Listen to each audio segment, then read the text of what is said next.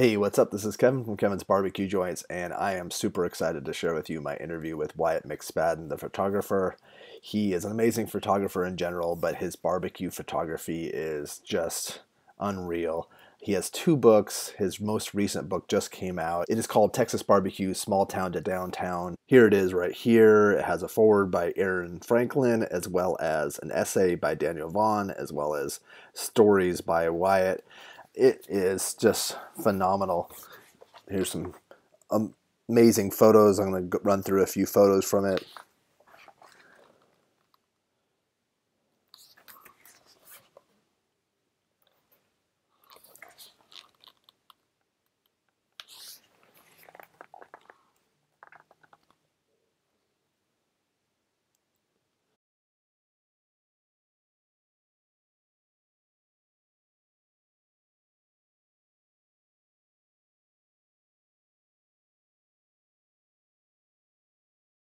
Phenomenal. He really does cover Texas barbecue in a way that no other photographer does. It's just a perfect book to have. If you love barbecue, you have to get this. This is something that you'll be turning to again and again. And what's neat about this one is he covers a lot of the new barbecue joints, because the last one didn't cover. It was just on the cusp of Aaron opening his trailer and Snow's rising to its fame, and you're going to love it. It's nice because we get a chance to hear about Wyatt's background, how he got into photography, and then how he got into barbecue photography in particular. It's fascinating. He shows a bunch of these photos too in it, which is really cool. They're photos that are just the actual photos themselves before they got put in the book. Thank you, Wyatt, for taking the time. I so appreciate it. You guys are going to love this. If you do like what you see, please subscribe. I'll be adding at least one of these per week. I have a podcast that you can check out, just Kevin's BBQ Joints. You can find that anywhere. But enjoy this. Yeah, well, I was born in Amarillo Okay. in 1952, Okay. and grew up there. Just barely made it out of high school.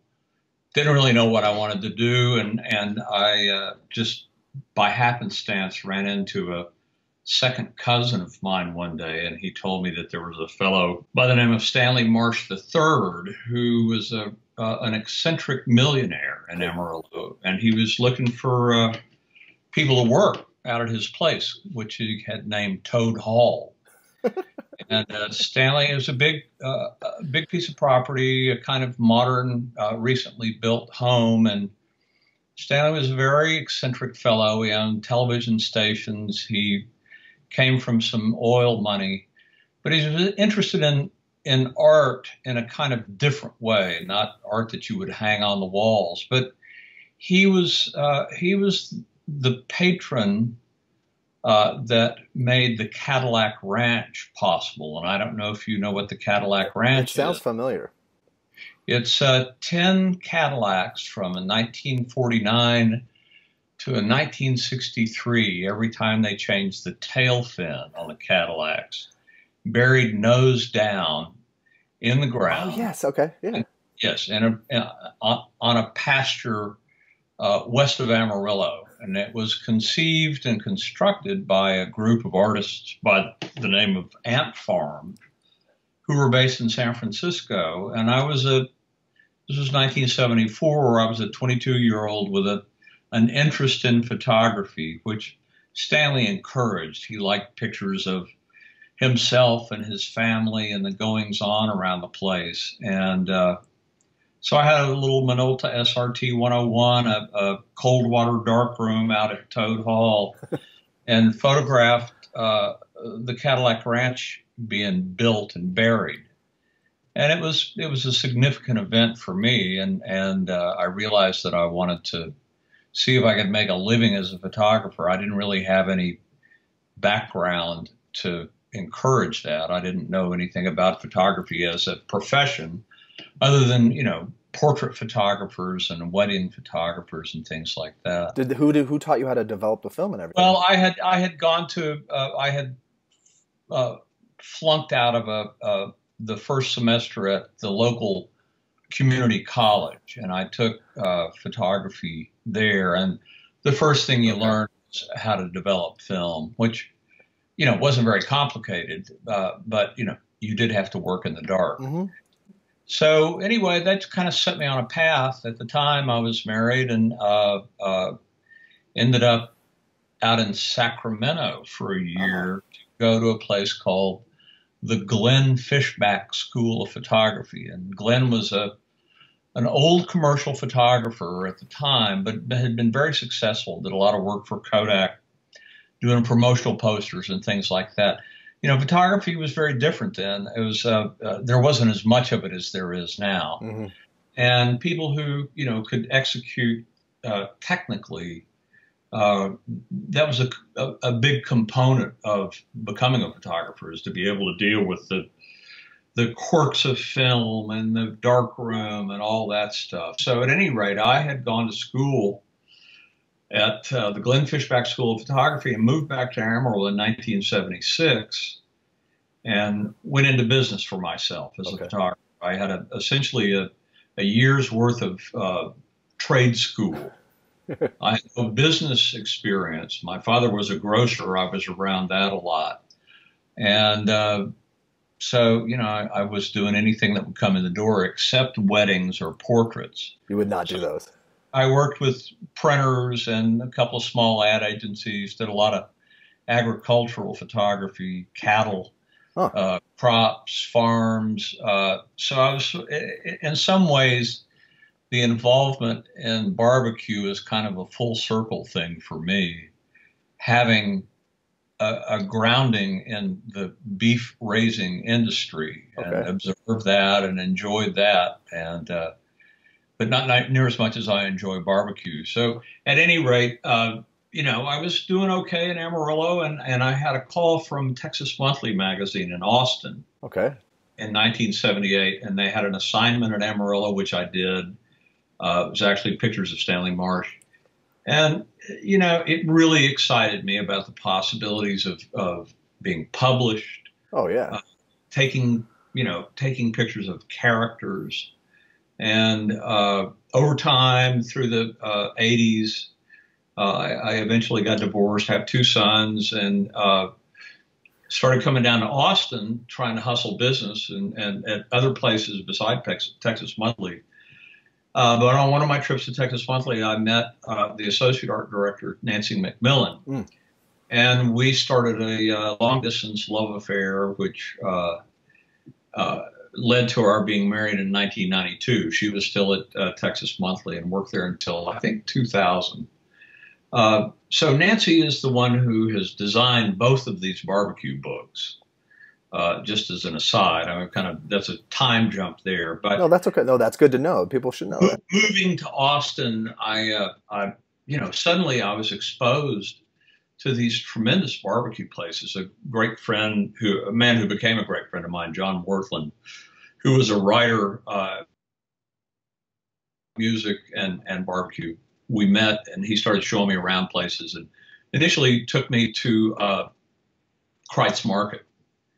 1993, and that became a habit for us. We went for months. John ended up writing the essay in the first barbecue book, which came out in 2008. But it was a lively scene. It was exciting, and there was more press attention being paid to Texas barbecue through Texas Monthly, travel magazines, and stuff like that. So I got involved, got interested, did 3 of the Texas Monthly barbecue issues since that time, contributed to all of them, I think. But, Texas Monthly was a key part of how I got to where I am now. Texas Monthly and of course, my marriage to Nancy and friends that I've made along the way. Doing that. What was the first barbecue joint that you photographed? Do you remember? Well, probably Kreitz Market. Kreitz? I think it was I believe it was let's see, stand by, I've got a magazine here. That's okay. It's 1997 issue. Okay. The 1997 issue of Texas Monthly, and that picture was taken.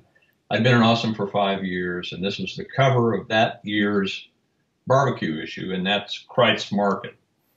And, so I began to develop a relationship at Kreitz Market through photography. And they moved in 1999 because of a family feud over So the lease. that was prior to the move. Okay. Yeah, that was prior to the move.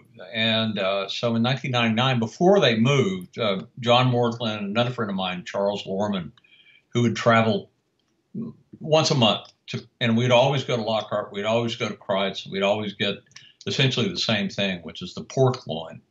So good. And so when we found out they were going to close, I went and spent a week at Kreitz Market just taking black and white pictures of the space, because it's such a beautiful space. And, with the patina of decades of smoke.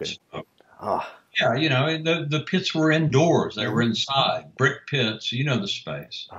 And so it's, and it's still a beautiful space. When Rick moved out and Nina took over, his sister, they cleaned it up, but it's still essentially the place. She's worked very hard to keep it true to what it is, and it's a sort of historical, valuable place in the Texas barbecue history. And the people don't know that's Smitty's now. Yes, it is Smitty's now. And then, of course, Rick opened a Kreitz Market just down the road, and, a much larger space and bigger capacity than it's massive, have. Yeah. He has 8 huge brick pits in there, which they don't use every day, but for Saturdays, Sundays, and spring break, they do a huge spring break business there with kids from Austin heading down to the coast. You see buses pull up, and it's a big, it's a big thing. Oh yeah. It's a great destination. But of course, Lockhart, is officially the barbecue capital of Texas. So there's a lot of places there: Smitty's, Kreitz, Black's. What is it? There's another Chisholm Trail. Yeah, which I don't think is a particularly notable barbecue place, but that's where the locals go to eat. And I talked to Kent Black, and he was talking about the city itself, the city of Lockhart, because I remember it being a beautiful city itself with the courthouse. Yes. Yeah, classic, German-influenced architecture. Heavy brick buildings. It's a sweet little town, and not far from Austin, 35 miles. And now there's a toll road that runs down there. So I can be at Kreitz Market. I live in north central Austin. I can be there in 25 minutes. That's incredible. It's an hour. Yeah. 85 mile an hour toll road. Is it 85 really? Yeah. The fastest toll road in the United States. Well, that's an interesting takeaway from this interview. I didn't think that's interesting. Yeah. Yeah. This is the 2003 Texas Monthly Barbecue issue, and that's also at Kreitz Market. So, of course, it's not Kreitz Market. I'm sorry. It was Smitty's. Smitty's. Yeah. Is that John Fullalove? Kreitz Market, and John Fullalove was the pitmaster there at the time. So, that's a great photo. Kreitz was still. Or Lockhart was still like sort of the number one destination. But it was after that, I think, the next barbecue issue, which I didn't shoot, was 2008. And on the cover of that, this was sort of the beginning of the great explosion. Although it wasn't really into the city, it was the finding of Snow's and it becoming the number one barbecue place in the state. In a town of less than 1,000 people. They're only open on Saturdays. And of course they have the magical, mystical Tootsie Tominets. I know. As a figurehead for the place. And so things really, that was about the time our first book came out. And I wasn't even aware of Snow's at the time I was shooting the first book. And so when it came out, it's like, oh my God, we're behind. Snow's is there. Why don't we have Snow's in the book? And then not very long after that, then Aaron pops up with a trailer over off of Interstate 35.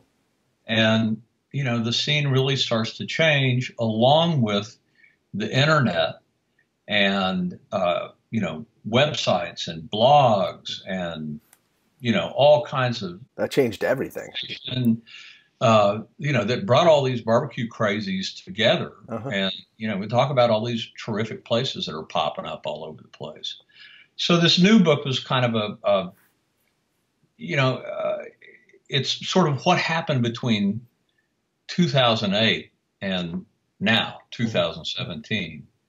And, it's a very different book. It's the same subject, but it's different in that one of the sort of most technical is that, the first book was all film, large format camera or a medium format camera, slow moving, so everything was on a tripod. All the pictures were sort of carefully composed and set up. Whereas this new book, it's all digital. It's all shot on Nikon cameras, and the things that you can do without much effort, the places that you can shoot is so different now. So the books are quite different. Do you prefer the old style, or do you? No. I'm totally. I would hate to go back to doing film. I loved it, and I'm glad I have all these negatives, and they still, to me, are very valuable. But as it's so much more accessible. It's so much quicker. The results are astounding. I mean, the cameras just keep getting better and better, and when you get your hands on a copy of this new book, you'll see. I ordered it. It's coming soon. Yeah, you'll see. And I don't know if you have the first book, but I do. And I see that, and it's funny because I see that dotted at different barbecue places. I'll see it on the shelf. Yeah. It's great that I'm glad that it still has a life. Mm-hmm. So it's nice to be able to combine those, have two products like that. So let me show you a few of the pictures. Yeah, please, and kind of explain so people know what they're getting with the new book too. So it's a very different look, but still at the same time it's the places. And we talked about Kreitz Market. It's a little bit higher. Yeah. Oh, that's a little bit higher. Yeah. So that's Roy Perez, who has been the pitmaster at Kreitz Market since 1987. Well, he's been working there since 1987. I think he ascended to full pitmaster status after the move. But I did this picture very deliberately, just because to me, Kreitz is kind of the space is sort of the cathedral of Texas barbecue. There's not another pit room like it. Now there's some pretty great pit rooms that are popping up these days, but that's gorgeous. Nobody's making them out of brick. It just doesn't happen. We went to UT Press last summer and proposed that we do another barbecue book. And I had a lot of this stuff already, but there were places that I still needed to shoot. And I went back to Amarillo and went to a little place that I had my first barbecue at in 1958, a place called Doug's Barbecue. So I spent an afternoon there shooting, and this is a typical lunch at Doug's Barbecue. Chopped beef sandwich, bowl of beans, peppers. But for me it was significant just because the food looks exactly like it did then. Isn't that funny? Yeah. And so here's another cool place. We live in the Crestview area in Austin. It's just north of downtown, 4 or 5 miles. And there's never really been any good barbecue around here. But just recently, well, actually in 2011, Style Switch, who I'm sure opened up and not but a mile away from us. So it's just a great place. And this is a shot I did at Style Switch. They're in an old strip center, and their pits are kind of in an alleyway between two brick buildings. So it's not an ideal setup for pits, but it's kind of a cool looking space. I love that space. And they just opened a new place in Dripping Spring called The Switch. Have you been? I have, yes. It's a spectacular place. They really, went all the way with the space. It's reminiscent of an old Texas dance hall. They've got beautiful pit room there with 4 big Moberg pits. And I think they're going to do great out there. That part of the town is just growing like a weed. Oh, I can't wait to visit that one too. And isn't it kind of a little bit of a Cajun influence too on their menu? Yes, they've got Cajun items on the menu too, and sort of hybrid barbecue Cajun combos, which is pretty great. That's great. Yeah. So anyway, it's an exciting place. Yeah, yeah. I love that photo. Yeah. Well, thank you. And this is, of course, this is one of the mainstay places, Cooper's in Llano, which you know. And there's a lunch there at Cooper's in Llano. It's the home of the Big Chop. and their sauce. What you see there is the Big Chop. Oh, that's beautiful. Oh, I shouldn't. I'm so hungry already.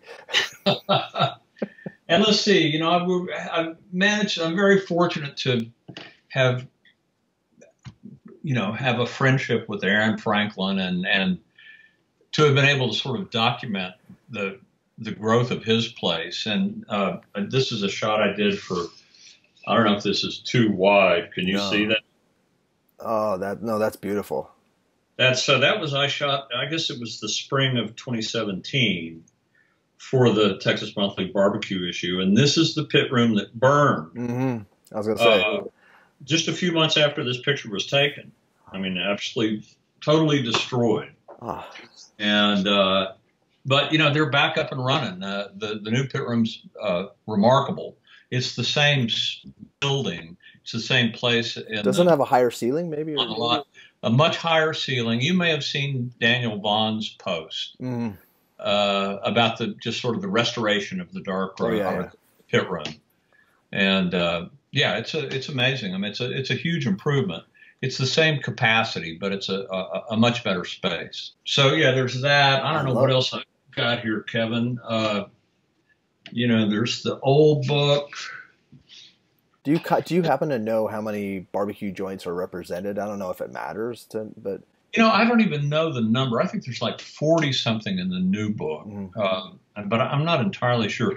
This was a favorite though. This is a 2013 Texas Monthly Best Barbecue issue, and I worked with the art director at Texas Monthly, T.J. Tucker, and all of the text, all of the type that's on there was rendered with barbecue sauce. Oh, for real? Really? Yes. Yeah. He took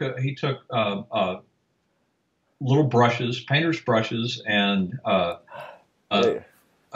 droppers, and would take Franklin barbecue and sauce, and then render the letters on butcher paper, and then we spliced that in with the shot that we did of Aaron's barbecue. So this was.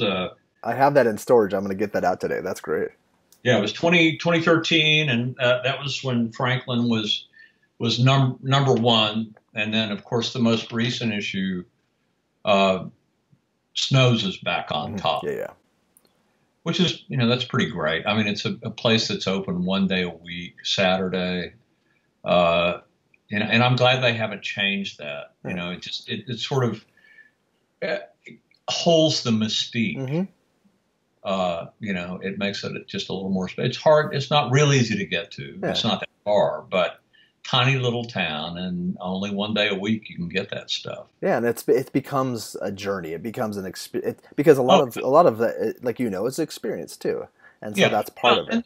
And that's true with many of these places. Certainly Franklin's. Somehow they've managed to parlay the fact that you're going to have to wait in line for 2 or 3 hours into an asset. I mean, people are there having a good time. That's true. They know what's happening. They know how long they're going to have to wait. They bring coolers. They bring chairs. They bring games. They bring music. And, just have fun while they're waiting to get their barbecue. And it's almost a rite of passage for people. Well, for certain people, yeah. I mean, obviously it's not for everybody. Yeah. But for some of my friends, maybe not. But for someone like me, yeah. Yeah. And there's a, they don't have a huge capacity. You can put a lot of people in that place, but you can run a bunch through. So there's just enough people that are crazy enough about barbecue to sustain that. And it's great barbecue. What are some new places that you've gone to recently that you've photographed? Oh, golly. Well, I do love Style Switch. There's a place in Brenham, Truth Barbecue. Yeah. that's really, really good. Yeah, Leonard is. It's the most beautiful stuff I've ever seen. It's gorgeous barbecue. Oh yeah, yeah, yeah, yeah. There's you got some really nice pictures of that place. I can't. Nothing comes to mind. I mean, I still love going to Louis Mueller's, and there's Valentina's here in town that people like a lot. I mean, there's a lot of good barbecue in Austin. There's a lot of good barbecue in every big city now. Dallas has this Cadillac place that's only open Thursdays and Fridays, and then one Saturday a month. So that's another one of those that this is kind of a rarity. But have you gone down to Houston to have you tried Corkscrew Tejas? Been down to Houston. Yes, I did. I photographed the Tejas, and it's terrific. I went by the new Gatlin place. I didn't eat there. I finally got to the point where I don't feel like I have to eat at every barbecue place I photograph. Otherwise, I wouldn't be able to get out of the car. But it would be tiring. Yeah. There's just so many great places around. San Antonio, 2M, everybody's raving about that. I haven't eaten there. I photographed there, but I didn't eat. I've heard great things, yeah. Yeah, Fort Worth, Heim is really good. It's as the last Texas Monthly Barbecue issue declared, it's the golden age of barbecue. I was just going to repeat that same. It's a true statement. I think it's true. It's also the golden age of craft beer. Mm-hmm. It's the golden age of a lot of things. Yeah, we're living in a really great time for food and for beverage. Yeah, absolutely. Definitely. Well, absolutely. Is there anything else that people might not know about yourself or about the book? The book's available everywhere. Yeah, the book's, you can get it on Amazon. You can order it from UT Press, and very likely, at Barnes and Noble. I went by the UT Press warehouse, I don't know, a couple of days after the books came in, and they were pushing them out the door at a frantic pace. So I'm going to be very eager to see what the numbers are when they finally have some sales numbers, because I hope it's doing really well. I hope it is too, and it's really well worth getting, and I can't wait to get my. Let me. Can I show a photo of? I mean, can I bring over the shirt that I got from you guys? Oh, sure. Yeah, it's the classic. Yeah, it is. And I had just washed it, so I had to put it on. Nancy designed that logo, which if you open up take the dust jacket off of your old book, that logo is embossed in the cover of the book in the cloth. Oh, okay. Like this. Well, here, why talk about it? Can you see that? Yeah. Oh, yeah. I love that. So that's logo. Yeah, it's sort of a brilliant little bit of a logo. So since we have a new book, we have a new logo, which, can you see that? Oh, I like that. Yeah, so it's the same thing. It's embossed, and this is harder to see because it's a black on black. Can you see that? You can't really see it, but I'll try to. Oh yeah, okay, yeah. Turn it. I got the light right there. Yeah, you can see it now. Yeah. So anyway, we've got these T-shirts too now, and those can be ordered directly. I'll put links to those. Yeah. Drop us a line. You can contact Nancy again. Look my website up and contact that way. But yeah, we're gonna start doing some signings. We've got some things set up in the next couple of weeks at Style Switch, and then out at the Switch, and we're gonna do a talk at Book People on the 24th. Oh, okay. Show some pictures and talk about barbecue. Book People's a great bookstore here in town. Yeah, it's an awesome one. Yeah. Yeah, so excited about going there, and we'll get to Houston, we'll get to Dallas. We haven't set anything up yet, but it's not hard to do. People are happy to have us. No, yeah, I would. Yeah, and I'll promote all those for you, and I'll make sure to spread the word, because I want people to know about that, because to get a chance to meet you, and also if they don't have the book already, they can get it there. Oh yeah, right? Absolutely. Yeah. We're doing signings, and yeah, this is the cover of the new book, which is a picture I did at Franklin for the 2013 barbecue issue, and the back cover is a smoky silhouette of Tootsie Tominets. It's beautiful, so gorgeous. So it's a sweet 1-2 combo. to have Franklin and then Snows That's on the important. Snows on the front on the back. Ah. Well, people know, these people are celebrities. Mhm. Yeah, You who know, knew that that would happen? well, no, exactly. It's just, mostly prior to the explosion and the internet and the Daniel Vaughn effect, these people were toiling in anonymity. Uh-huh. Nobody was, and people just went to have The lunch. locals would know about them, or Yeah, well, the locals would know who they were, but mm, they weren't. It's a different kind of level of what's going on now. yeah, you didn't realize you were photographing rock stars. No, no, I didn't. I had no idea. I still don't think of them as rock And stars. it's yeah, it's Yeah, they're just wonderful people. The world, I yeah, love the world in general. The barbecue world, it's truly. a great No, community. I've run into some really lovely people, made some great friends doing this stuff. Well, excellent. Well, thank you so much. I'm glad we got this put together. Yes. Well, try to take care of yourself, Kevin. I didn't. Yeah, I know it's been a journey, but this last thing with shingles is definitely the icing on the cake. But I Well, we'll be worried about you. Okay. well, thank you. Well, Kevin made it through it's another starting to week. heal. It's healing up. It doesn't feel like a baby rhino is trying to escape my body anymore. So Ugh, ugh, ugh, ugh.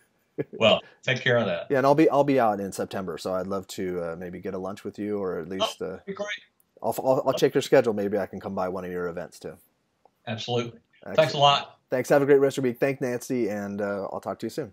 Okay. Pretty. Take care. Bye.